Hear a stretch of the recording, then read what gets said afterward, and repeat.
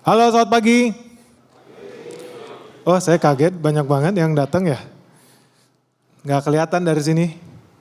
Sorry, agak silau. Itu Pak Sures ya? Oh iya, oke. Ada Pak Buyung juga ya? Halo, halo.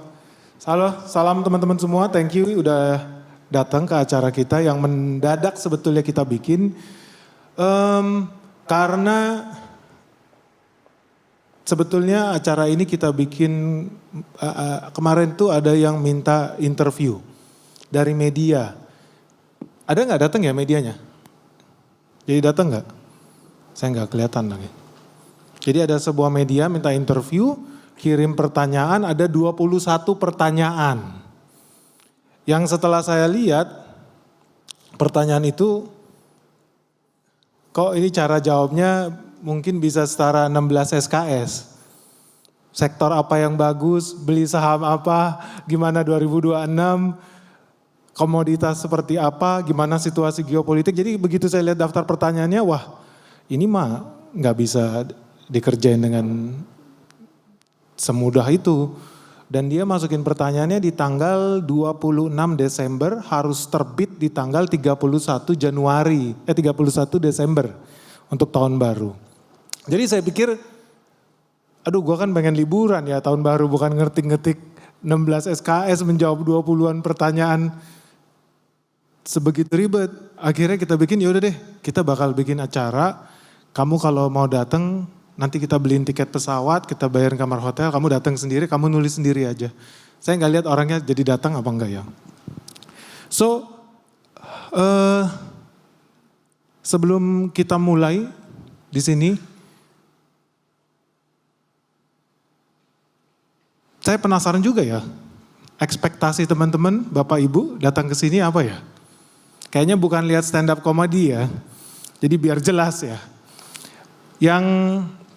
Tapi saya penasaran banget. Dalam beberapa hari ini terjadi banyak peristiwa di Davos, di Indonesia, di Cina, di Jepang. Tapi pertanyaan saya simple buat teman-teman.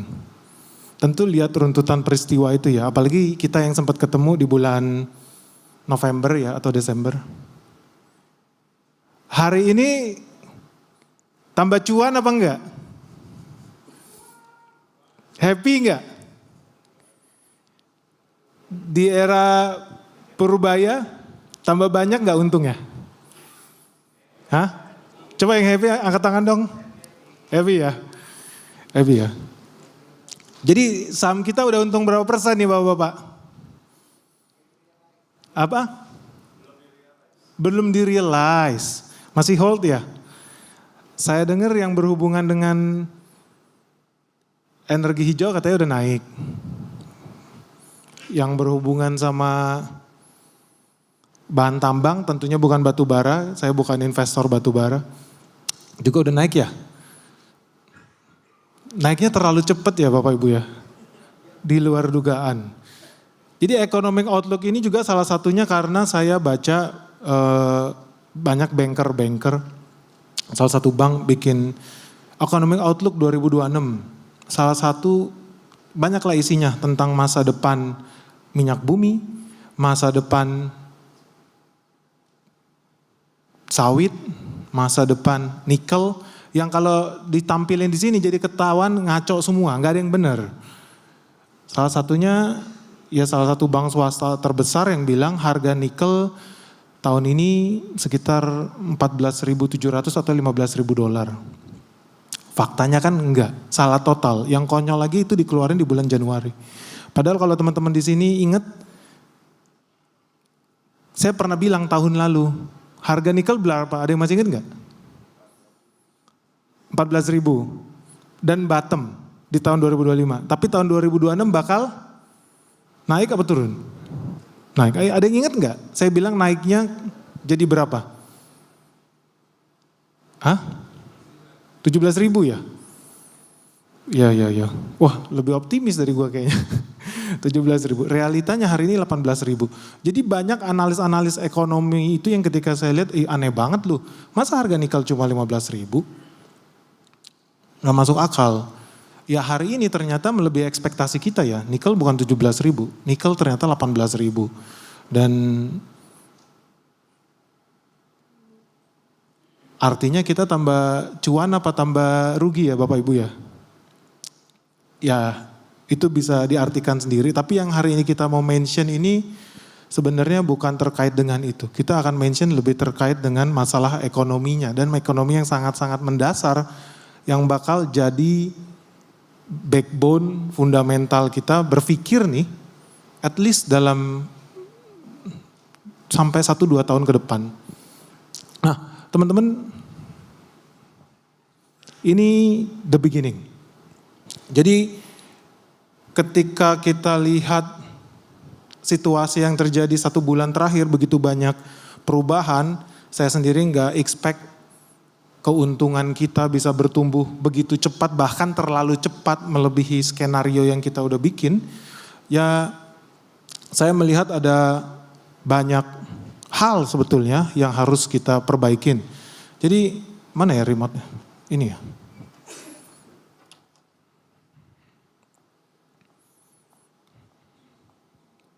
Terutama dari segi fundamental berpikir ya Bapak Ibu. Seperti kemarin kita baru lihat yang paling terakhir ya, Presiden Prabowo tanda tangan buat kita mau join Board of Peace. Saya mau nanya, menurut Bapak Ibu itu kabar baik atau kabar buruk? Kabar baik. Yang bilang kabar buruk angkat tangan? Atau yang bingung nggak tahu? Kita kan investor ya, jadi harus tahu ya. Oke. Indonesia tanda tangan tarif 19% dengan Donald Trump Amerika, kabar baik apa kabar buruk? Kabar baik ya. Tapi kan kalau versi media beda lagi. Itu kabar buruk gitu loh. Ya realitanya nanti kita akan bahas. Tapi ini backbone berpikir yang saya mau bawakan di sini buat oleh-oleh Bapak Ibu nanti ketika di rumah. Jadi ini namanya the big threat. Kenapa the big threat? Dan ada angka 3 di depan. Jadi tahu nggak Bapak Ibu, dunia kesini makin lama makin seru ya. Buat saya pribadi makin seru, mungkin teman-teman juga lihat itu makin exciting, penuh ketidakpastian dan tentunya melatih kita sebagai investor juga bisa lebih cerdik lagi dalam berpikir.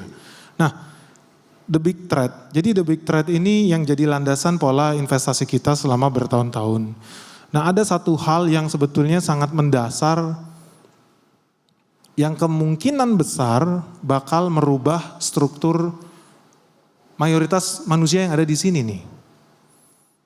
Tadi saya dapat kabar katanya ada orang dari kedutaan juga yang datang ke sini ya. Ya, selamat, ya, welcome lah. Jadi the big threat itu ada 3 Bapak Ibu. Dan dulu saya dapat informasi ini sekitar 15 tahun yang lalu, mungkin 16 tahun yang lalu. Waktu itu saya baru balik dari Kazakhstan, literally Kazakhstan. Pesawat transit di Baghdad, di Irak. Dan saya ketemu seseorang yang pada saat itu direktur, ini gak boleh salah ngomong nih, jadi direktur yang berhubungan dengan penempatan duta besar, agen CIA, ambasador, atasnya perdagangan, semua yang berhubungan dengan itu. Jadi dia lama bertugas juga di Angkatan Laut Amerika Serikat dan ngobrol banyak lah saat itu. Nah, salah satu hal yang bikin menarik, jadi kita ngobrol banyak soal ASEAN, soal Indonesia, soal Amerika. Mungkin bapak-bapak di sini nggak ada yang tahu ya, kecuali lu agen CIA ya di sini ya.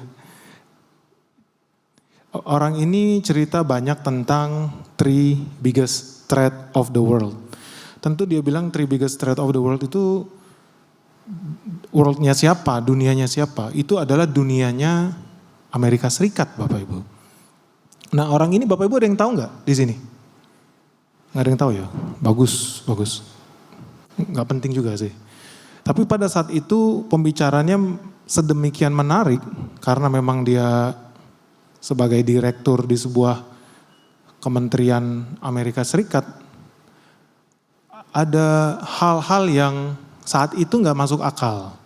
Tapi makin kesini, saya pikir kok jadi masuk akal yang dia bilang. Kok bentuk dunia jadi seperti yang dibikin pada saat itu. Dan semua yang kita lewatin hari-hari ini, Israel, Iran saling main tembak-tembakan, Greenland mau diambil, dan kemungkinan besar akan ada perang lagi di Timur Tengah. Itu semua by design yang udah bisa dibilang udah berjalan puluhan tahun. Jadi sama kayak film Hollywood ternyata Bapak Ibu. Ketika hari ini Bapak Ibu nonton film, apa yang lagi naik? Mungkin film Marvel, Infinity Wars. Rilis tahun 2023. Tapi kan filmnya udah dibikin dari tahun 2020. Syutingnya udah mulai dari tahun 2020. Filmnya jadi di tahun 2022. Terus dirilis di tahun 2023. Bapak Ibu nonton. Wah bagus. Syutingnya dari 2020. Kalau syutingnya dari 2020 berarti skripnya, skenarionya dia udah bikin mungkin dari tahun 2017. Dari tahun sekitar 2017-2018. Jadi udah bertahun-tahun. Baru kemudian kita lihat di layar kaca. Sama seperti kejadian hari-hari yang kita lihat ini juga. So, pertemuan itu banyak oleh-oleh yang saya dapatkan ya waktu itu. Ada untungnya juga pesawat kita itu delay dan transit dari Kazakhstan. Karena ternyata di kemudian hari saya pikir ini orang kok canggih banget ya. Dia bisa bicara lebih dari 4 bahasa. Bisa bahasa Mandarin, pernah ditempatkan di Cina, pernah ditempatkan di Mongol. 4 bahasa maksud saya 4 bahasa Asia. Belum bahasa Eropa sama bahasa Amerika. Dan saya kira suatu saat dia bakal jadi orang penting. Dan ternyata jadi orang penting karena orang ini di kemudian hari menjadi duta besar Amerika Serikat untuk Indonesia. Gitu. Wah, seru. Datang lagi ngobrol, pas dia hari dia dilantik, saya di SMS. Ben, Donovan lagi Jakarta nih, lagi di Indonesia enggak? Oh, ya udah yuk ketemuan gitu loh. Jadi ketemuan, makan-makan, ngobrol-ngobrol. Dan dia ngasih satu oleh-oleh yang menarik Bapak Ibu. Tentang, namanya juga saya ngobrol cari peluang bisnis, cari pada saat itu juga cari apa yang bagus, apa yang prospek. Dia lagi-lagi mengulangi tentang 3 biggest threat itu. Dan ketika saya tanya, menurut kamu, jadi apa nih menarik, sektor apa nih menarik di Indonesia? Ini pembicaraan udah lebih dari 15 tahun lalu ya Bapak. Kalau di Indonesia itu yang menarik yang berhubungan dengan pertama uang, rupiah. Yang kedua berhubungan dengan tambang. Simple, itu doang. Udah cuman itu doang? Iya. Lu invest gak di saham-saham Indonesia?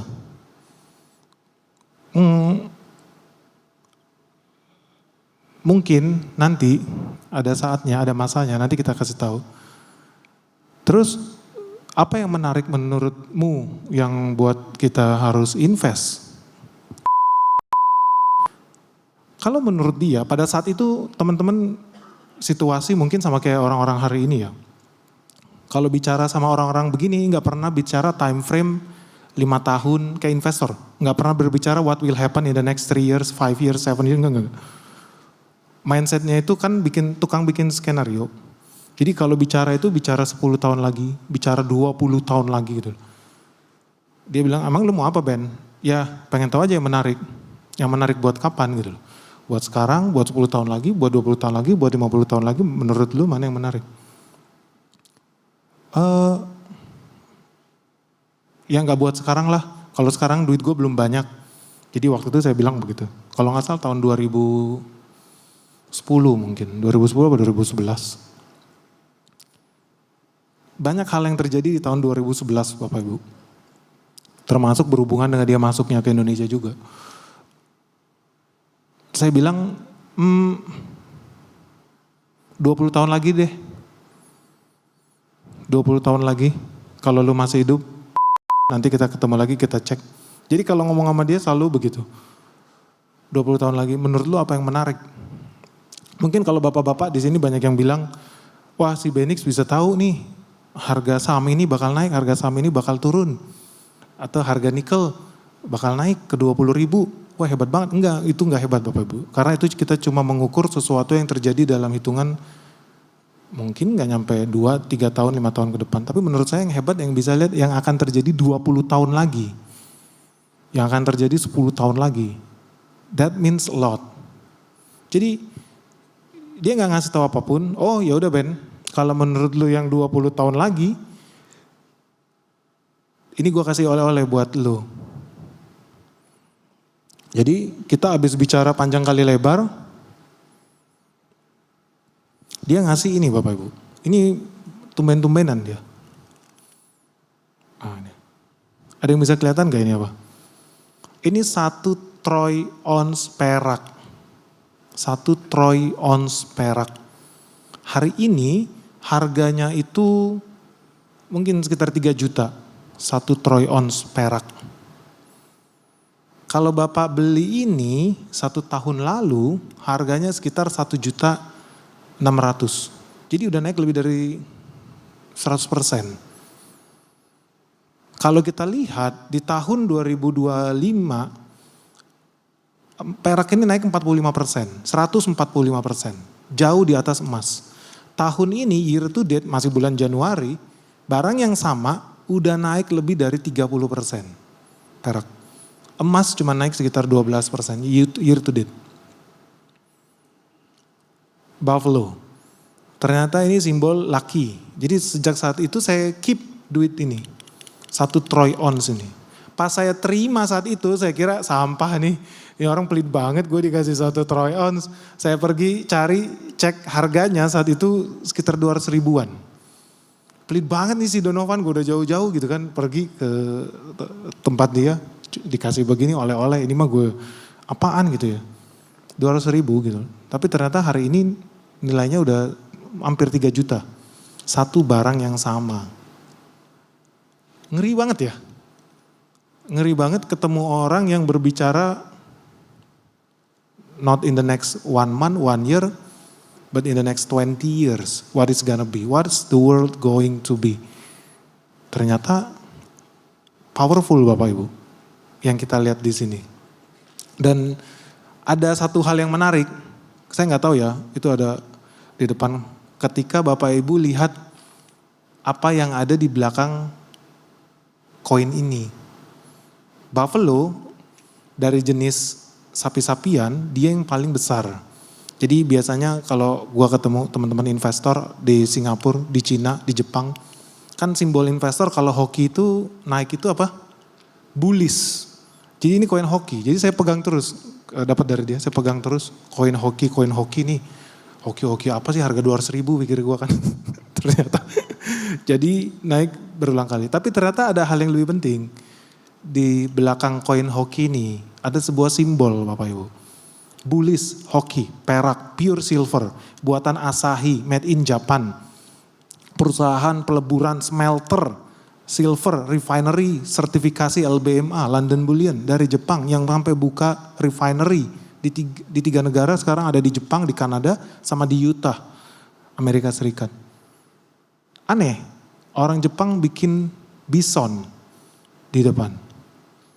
Tapi orang Jepang juga di belakangnya, nanti lihat di depan ya kalau ada. Ada yang tahu nggak gambar apa? Kelihatan nggak? Ini gambar orang Indian. Nanti lihat di depan. Nggak tahu ya Bapak Ibu ada yang beli nggak tuh koinnya tuh. Dari member big sponsor katanya. Jadi kasih but. Tapi ini menarik. Di belakangnya ini gambar orang Indian. kalau kelihatan. Dan ada tulisan Liberty. Kok aneh ya? Harusnya kan Indian ini simbol penjajahan. Tapi malah dikasih tulisan Liberty guys. Ini hadiah yang aneh nih Donovan. Saat itu saya gak ngerti maksudnya. Kenapa gue dikasih Buffalo? Iya bullish, dia tahu gue investor, dia tahu bullish. Bawa hoki, prosperity, cuan, berkat, iya betul. Tapi kenapa dari Asahi? Kenapa ada tulisan Liberty? Tapi kenapa Liberty-nya itu ada muka orang Indian? Saya gak ngerti waktu itu Bapak Ibu.